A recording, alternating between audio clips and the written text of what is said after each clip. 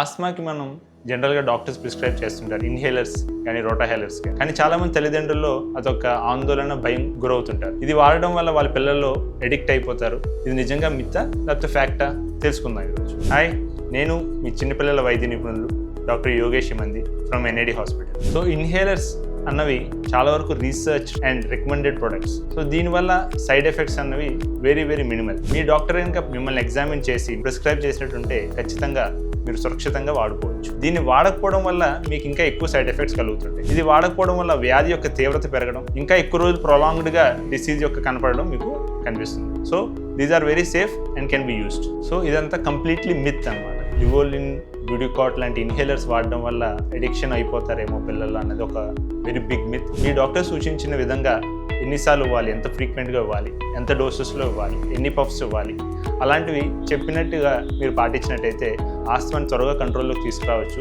అలా కాదనుకుని డిస్కంటిన్యూ చేయడం వల్ల ఇంకా ఎక్కువ రోజులు ఆస్తమా యొక్క లక్షణాలు మీ పిల్లల్లో కనపడవచ్చు. సో ఏమాత్రం మీకు ఈ విషయాల్లో డౌట్ ఉన్నా మీ యొక్క డాక్టర్ని పల్మనాలజిస్ట్ని సంప్రదించి ఈ మెడిసిన్స్ వాడవచ్చు.